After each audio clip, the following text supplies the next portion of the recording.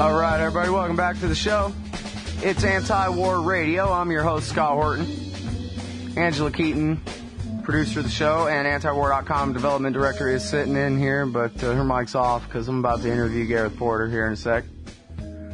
All about Afghanistan for you. A little bit of an explanation for the Chaos audience. A lot more music, a lot less talk, and that's because we're on the Liberty Radio Network and kind of doing a simulcast type thing because I want to have my cake, eat it too, and have some more for later and to have eaten a bunch yesterday. And yeah, so what happens is when the Liberty Radio Network feed goes out to commercial, then I try to remember to click play on a playlist for the Chaos audience. So I guess everybody, you got your two choices. If you prefer my music to commercials, then you got chaosradioaustin.org, 95.9 FM in Austin, Texas. And if you rather hear the other way around, then you go to the Liberty Radio Network at lrn.fm. All right, so that's enough of that. Now it's time to welcome back my friend and my favorite reporter, Gareth Porter from Interpress Service. And he also writes, we republish basically everything that he writes at original.antiwar.com/Porter. Welcome back to the show, Gareth. Thanks, Scott. Glad to be back again. Well, I'm very happy to have you here. The most recent piece that you wrote for Interpress Service is along the lines of what we talked about a couple of weeks ago, but of course still very timely and important this week as well.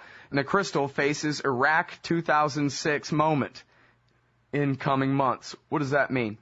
Yes, the Iraq 2006 moment concept is something we did, in fact, talk about on your show. That's the first time I think I made it public. The idea is that there's a parallel here between what's happening in Afghanistan on the ground there in relation to the problem of political support at home in the United States and what happened in Iraq in 2006 on the ground as well as politically at home. What happened in 2006 in Iraq, of course, is that the level of sectarian violence grew so overwhelmingly in the year of 2006 that it was impossible for the people who were managing the war to essentially deny it or to put forward a narrative that somehow contradicted it or put it in a favorable context.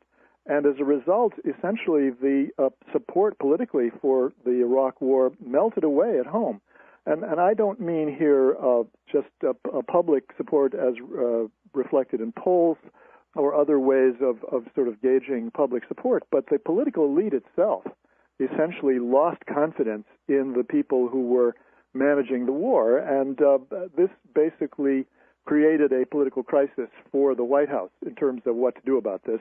And it was out of that, of course, that they decided to go with the surge rather than to basically fold up their tents and leave Iraq. Now, I think something similar is happening, at least in terms of the incipient political crisis, is very likely in the case of Afghanistan, because I think what we have here is a set of circumstances that lend themselves to that kind of dynamic. That is to say, it's going to be increasingly very difficult, if not impossible, to sort of hide the fact that the emperor has no clothes there, that the McChrystal strategy is not working, that it's unworkable, and is going to continue to be unworkable, and that he can really not do anything about it. I think this is going to be increasingly apparent in the coming months, and so I do anticipate that there will be this kind of meltdown in political support. Now, the question then is there a fix that the people who want to continue this war, particularly the military commanders in the field and their supporters in Washington, can come up with? And I think they do, in fact, have their own fix in mind, which we can talk about a little later in the show.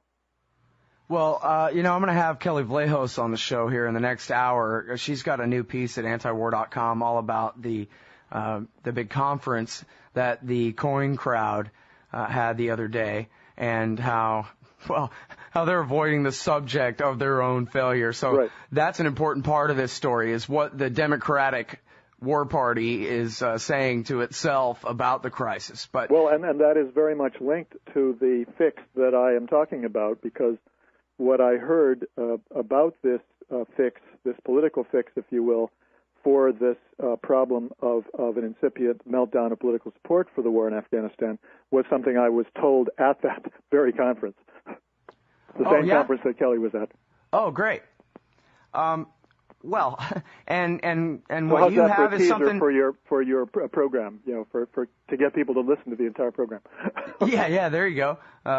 Well, and I know she has a quote. I'm trying to fast forward through your article here and look for the quote that you're talking about, the best one here, but I'll let you get to it yourself. But Kelly certainly has a quote in her article about, I talked to this general or colonel or somebody in the hallway, and he said, Afghanistan isn't even in our interests anymore at all anyway. The whole thing's a big stupid joke. And that's interesting. Yeah, I mean, I'm sure that it was perfectly possible, and in fact easy, to find people at that conference in the military who voiced those kinds of opinions. I think it really is the common opinion at this point of those who don't have a direct stake politically in claiming that this is still working.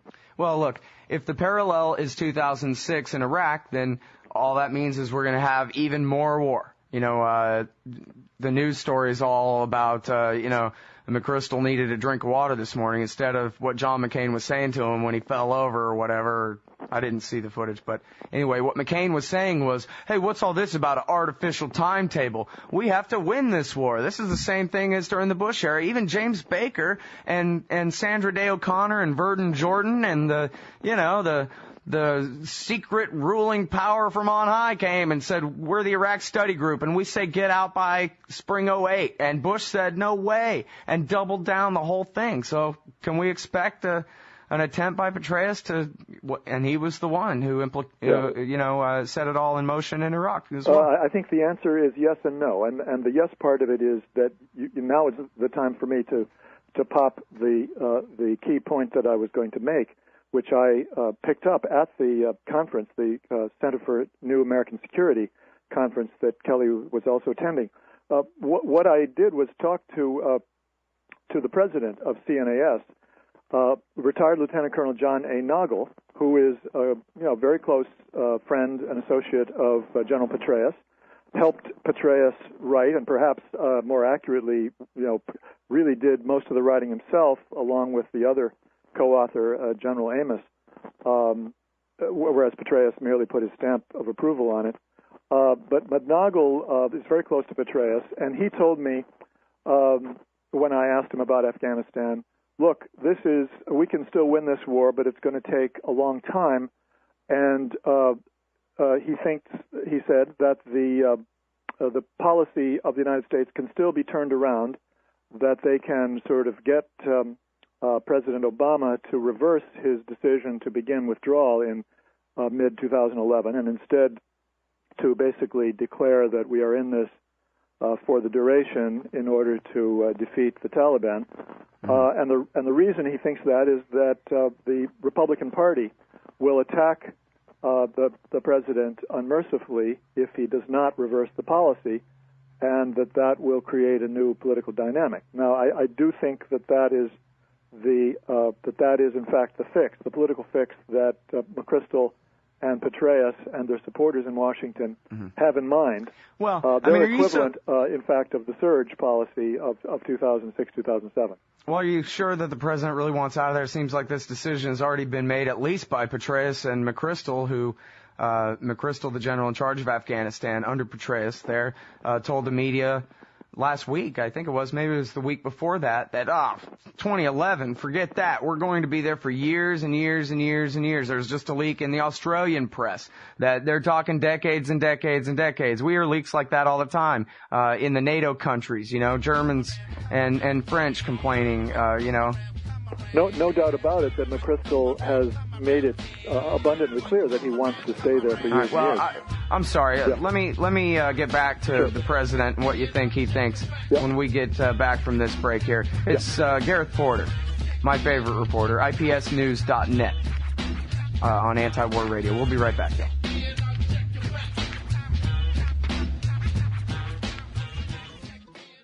You can sign up for LRN email updates at updates.libertyradionetwork.com and join us on Facebook at facebook.libertyradionetwork.com. It's all live from baseball to apple pie to bomb. Waco, Texas, Heaven's Gate to Oklahoma bomb. The Desert Storm Syndrome experiment that went wrong. Inject our own because they probably won't come home anyway. All right, y'all, welcome back to the show. It's Anti-War Radio on the Liberty Radio Network and Chaos Radio Austin, 95.9 FM.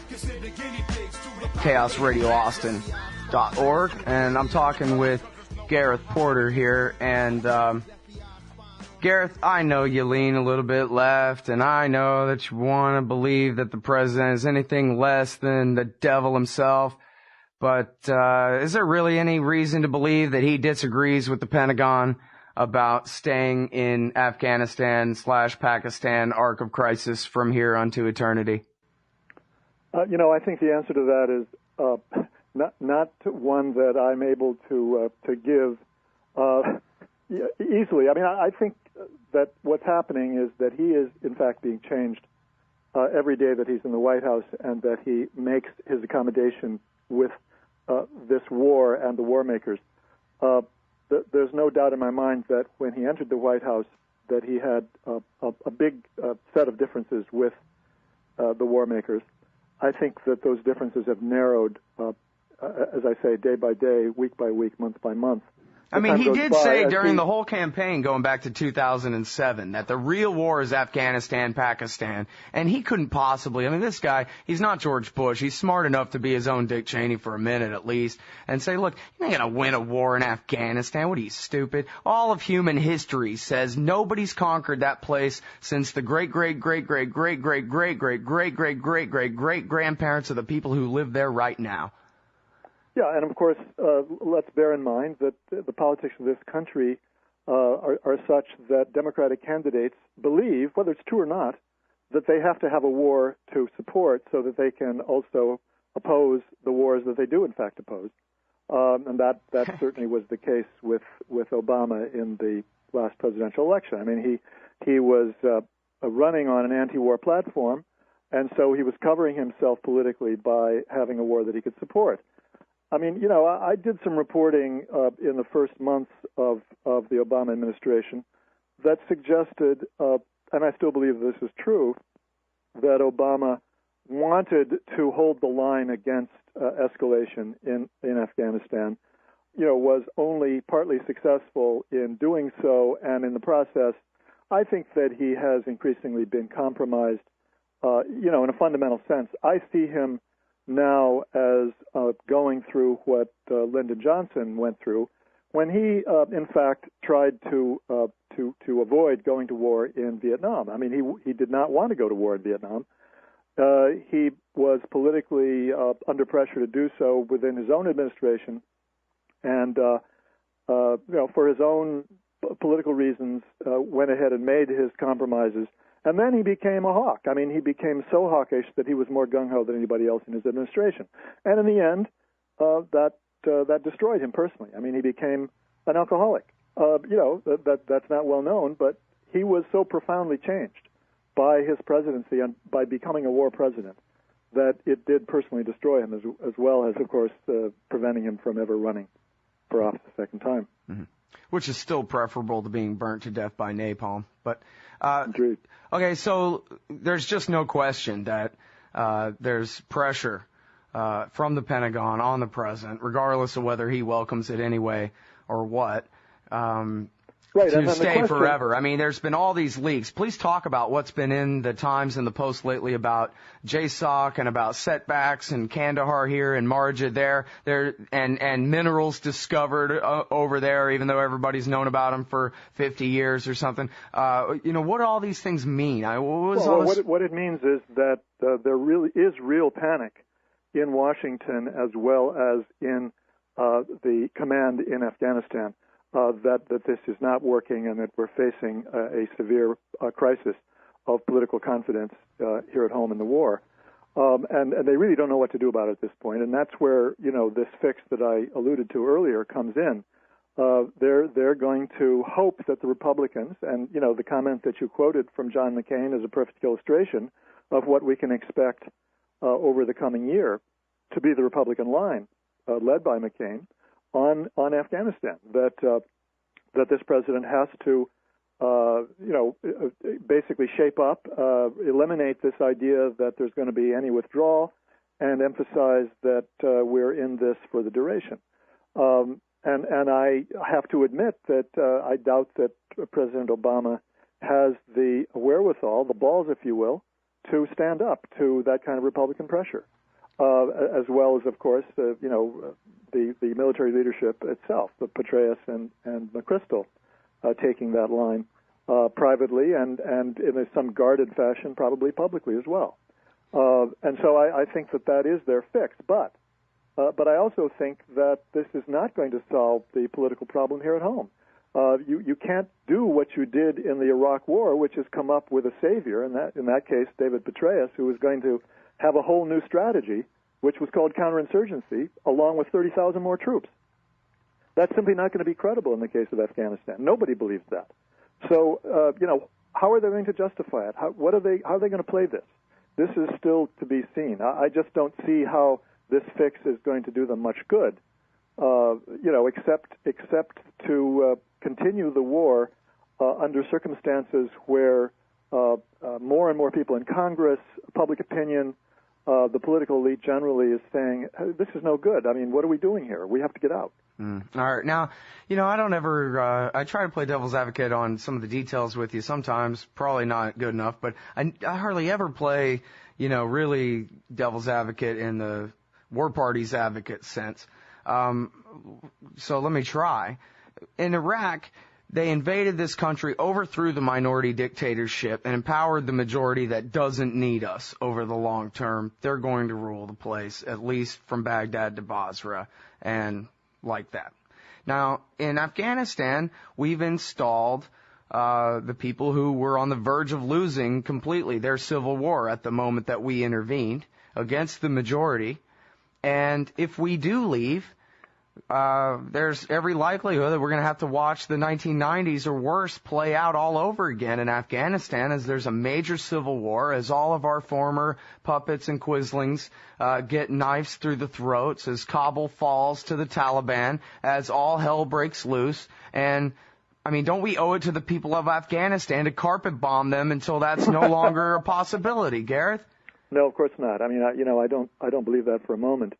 This is, of course, the fundamental argument of the warfare state, that once you've been committed to a war, no matter how bad an idea it was, no matter how bad an idea it is to be fighting the war, nevertheless we have to continue it, because somehow the alternative of stopping the war is always worse. I mean, the experience, of course, in past wars, Vietnam, Iraq, has always been that argument was just flat out a lie. Just to recall very quickly, in Vietnam, the argument was if we pull out, 500,000 people or 1 million people will be killed by the North Vietnamese. In the case of Iraq, there'll be a bloodbath. So that was not true in either case. It won't be the case in Afghanistan either. All right, now can I keep you over here? Sure. All right, great, because I want to ask you a bunch of questions about Iran, too. Everybody just look at Gareth Porter from Interpress Service, IPSnews.net, original.antiwar.com/Porter. This is Anti-War Radio. We'll be ready. What's up next? Visit the LRN program guide to find out at shows.libertyradionetwork.com. That's shows.libertyradionetwork.com.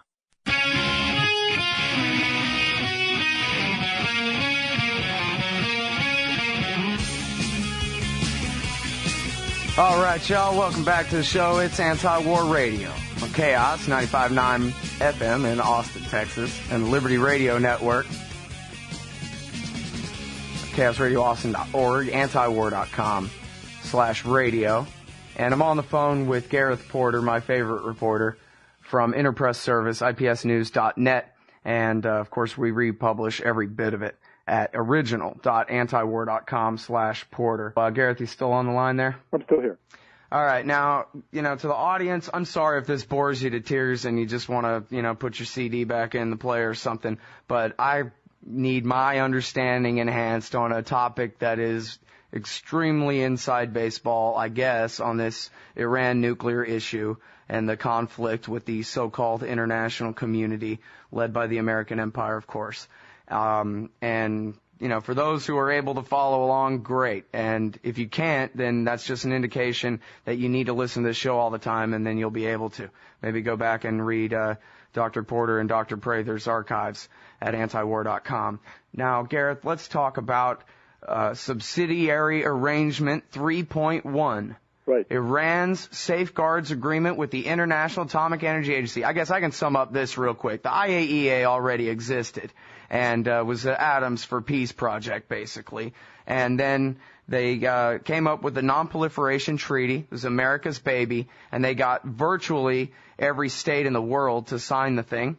The nuclear weapons states are bound to not proliferate nuclear weapons to non-nuclear weapon states, and the non-nuclear weapon states are sworn to not get nuclear weapons technology, either develop it themselves or acquire it on any kind of market or anything else. So then each of these non-nuclear weapon states has a safeguards agreement with the IAEA, basically a contract with the international scientists and cops that they can come in and monitor all the nuclear material, declare nuclear material, make sure that none of it is diverted to a military or other special purpose. Then we get into additional protocols and subsidiary arrangements with the under the safeguards agreement between, in this case, the state of Iran and the International Atomic Energy Agency. Now, the big controversy over 3.1, of course, goes back to the question of the so-called outing of the so-called secret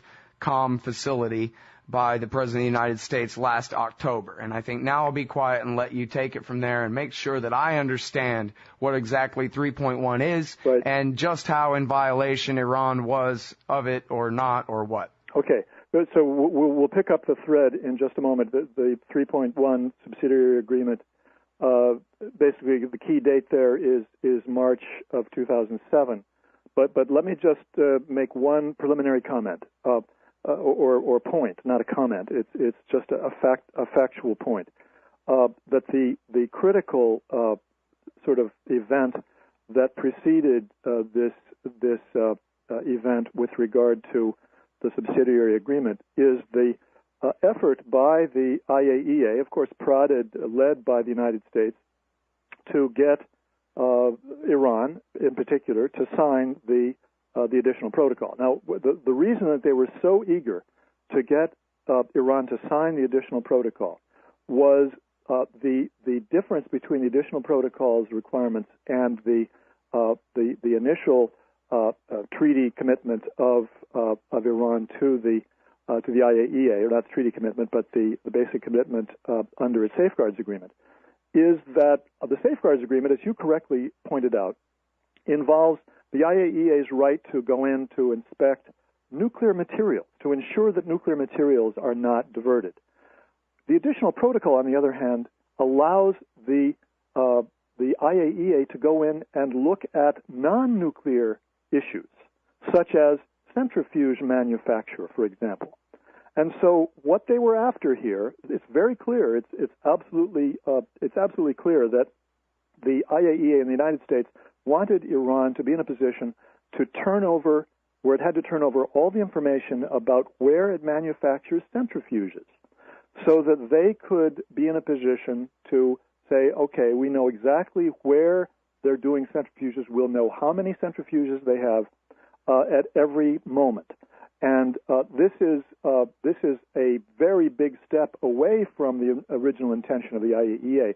What it means is that they are trying to prevent Iran from having any nuclear program, because centrifuges are, of course, necessary to have any enrichment. And well, so and that was really what they're after. Gareth, as long as Iran was voluntarily abiding by the additional protocol, which was not ratified by their parliament, if the president agreed to something but it was not yet ratified by the Senate, that kind of situation, they were going along with it anyway, and it also included a complete freeze on enrichment. They were voluntarily going along with it, that's correct. But then, of course, they came to a point where they were being pushed into the Security Council where the issue was very clearly that the UN Security Council was going to take the position that Iran may not have any enrichment.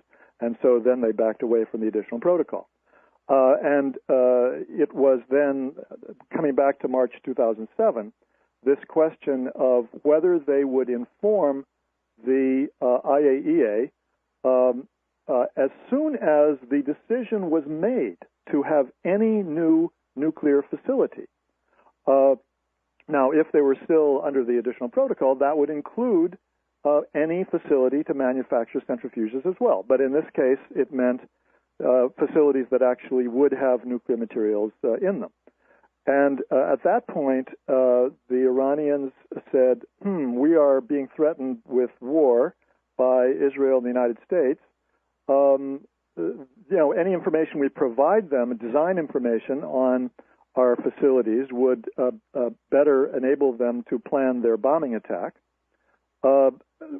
We shouldn't even tell them ahead of time until we absolutely have to where these facilities are located. So they said we're not going to abide by the 3.1 commitment. Now, legally, there is a distinction between the subsidiary agreement requirement, which we're just talking about, and the basic requirement associated with their safeguard agreement. The safeguard agreement is, in fact, a treaty with the international community through the IAEA. Well, I think the question is there a substantive difference, or is it one is a subset of the other when it comes to the question of the additional protocol and the subsidiary agreement arrangement to 3.1?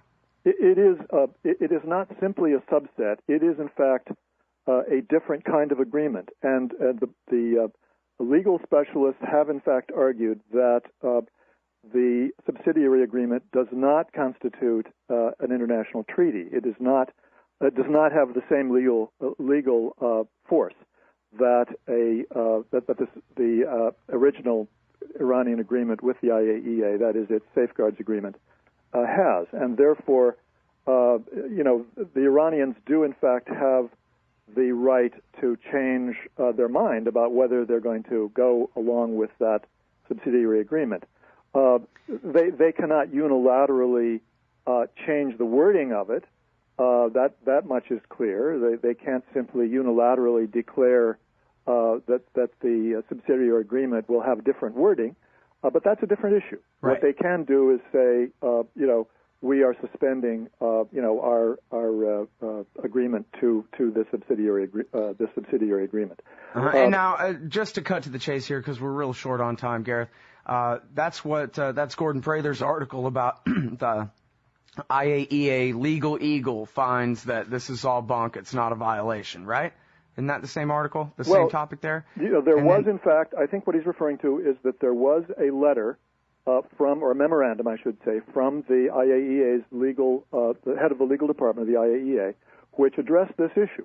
Mm-hmm. Now he was saying that yes, Iran is obligated to go ahead and abide by this subsidiary agreement, but he also said that this is not a violation of their safeguards agreement. Right, we cannot make that argument. And according to their safeguards agreement, as long as they notify the IAEA 6 months before they introduce nuclear material, which is what they did, at least, then they're good. That's correct. That's the deal. All right, thank you, Gareth. You're the best, man. My pleasure. All right, everybody, this is Anti-War Radio. We'll be right back.